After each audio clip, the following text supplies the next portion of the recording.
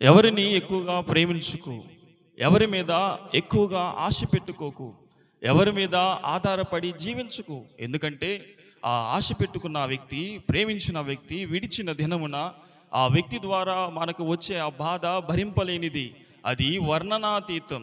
పేతురు తన ఓడ మీద ఆధారపడిపోయాడు. పేతురు తన పడవలో ఉన్న ఆ వల మీద ఆధారపడిపోయాడు. పేతురు గలలియ సముద్రం మీద ఆశలు పెంచుకున్నాడు, ఆధారపడిపోయాడు. ఆ గలలియ సముద్రము పేతురుని ఒట్టి చేతులతో వదిలిపెట్టిన దినమున పేతురులోనికి వచ్చిన బాధ, పేతురు భరించలేని ఆ బాధ పేతురు యొక్క మాటలలో మనకు కనబడుతుంది. అందుకే యేసుక్రీస్తు ప్రభువారు పేతురు దగ్గరకు వచ్చి, పేతురు నీ వలలో ముందుకు తీసుకుని వెళ్ళి నీ పడవను లోతునకు నడిపించి నీ వలలను సముద్రములో వేయన్నప్పుడు పేతురు అంటాడు, అయ్యా రాత్రంతయు మేము ప్రయాసపడ్డాము, కానీ మాకు ఏమీ దొరకలేదు. ఆ సముద్రము పేతురుని ఒట్టి చేతులతో వదిలిపెట్టిన సమయంలో, ఆ రోజు చేపలతో నింపబడే ఆ వల ఒట్టి చేతులతో తీరానికి సముద్రానికి ఆ ఒడ్డుకు చేరిన సమయంలో పేతురు భరించిన బాధ భరింపలేనిది. అనుక ఏ ఒక్కరు కూడా అతిగా ప్రేమించటము కానీ, ఆలోచించటము కానీ, ఆధారపడటము కానీ అంత మంచి పని కాదు.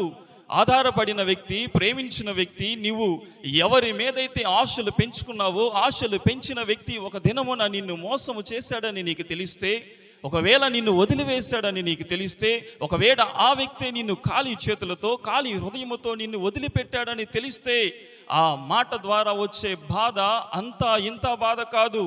ఇశ్రాయేలు, నీవు యెహోవా మీద ఆశ పెట్టుకొను అని దేవుని వాక్యం మాట్లాడుతుంది. దేవుని మీద ఆశ పెట్టుకుని ఏ ఒక్కడు కూడా అతని ఆశలు నిరాశలుగా మార్చబడినట్లుగా బైబిల్ గ్రంథంలో మనకు కనపడదు. అందుకే బైబిల్ గ్రంథం సెలవిస్తుంది, నీ భారము యెహోవా మీద మోపము. ఇశ్రాయేలు, నీవు దేవుని మీద ఆశ పెట్టుకొనుము. దేవుని మీద ఆధారపడిన తర్వాత పేతురు ఓడ మారిపోయినది. దేవుని మీద ఆధారపడిన తర్వాత పేతురు జీవితం మారిపోయింది. దేవుని మీద ఆధారపడిన తర్వాత పేతురు యొక్క ఆలోచనలు మారిపోయాయి. దేవుని మీద ఆధారపడిన తర్వాత పేతురులో ఉన్న అభివృద్ధి, ఆశీర్వాదం రెట్టింపు స్థానములోనికి వెళ్ళిపోయాయి.